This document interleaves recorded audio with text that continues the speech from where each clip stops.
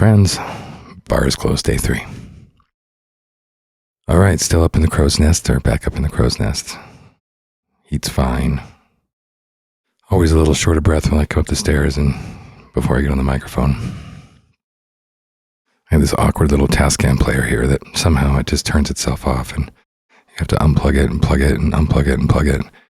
And there's very little light in this room, so I always get that little awkward, get the gear ready, get the laptop set up, just sit down and have this experience. So it's good to come into it awkward each time thinking, oh, I'm going to have that light there next time and make this easier. All right, today, so boy, I'm really glad I did this 60 days before, because this time around, today the adrenaline is kind of worn off from the decision. I'm definitely feeling a little bit more weary, but I'm not feeling worried.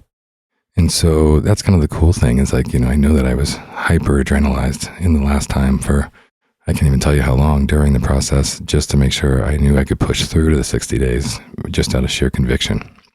Where this time today, I can tell you I actually have no doubt. I actually I kind of want to take the date off of it now. That's not really the expiration. So it's not about the date. So we're going to stick to the 60 days for now. But at this point, I'm kind of feeling like that part's over. I don't have to stick the date and say, live into that. I will live into that minimum, but it's not about reaching that deadline. Another thing that I kind of really grasped is that I could, I didn't have to give up habits or, places, experiences. There's that kind of like replace technology, which I'm sure I'm going to be talking about because I'm all about it. But there's also, I can't go in that bar anymore.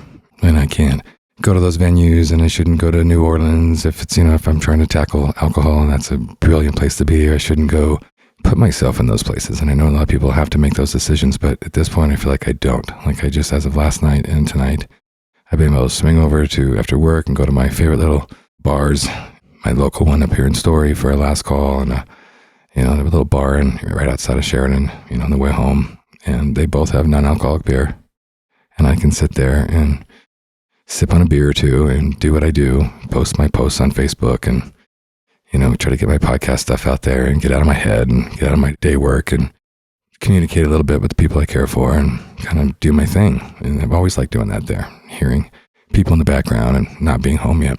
That's one thing that I don't feel like I have to forfeit. I've noticed for myself, I don't sit there and go, oh, well, I wish I could switch over from the original non-alcoholic beer to a real beer, or now I feel like a whiskey. So that's behind me. I feel super confident, or just comfortable, not even confident, comfortable that each day now is going to be a grounded decision process of you just don't take in alcohol content. You don't have to give up much yet, but, you don't have to, worry, I guess. I'm done worrying. 3rd day. So without the worry, I don't have the adrenaline. So I'm obviously like a little out of my mind, a little tired, a little ready to just kind of go crawl up and read a little bit and call it a night and begin this next phase of my life. I did get to sit down at the meditation table again, which I've been kind of avoiding. I meditate a lot on front steps and in lots of different ways, but not at the altar. And I have one up here in the crow's nest, and sitting down at it again 3 days sober felt really, really good. So that's all I got today, guys. Sorry for all the grumpy or scratchy voices, and it's just what it is as it's coming out. I got nothing else. Thanks. See you next time.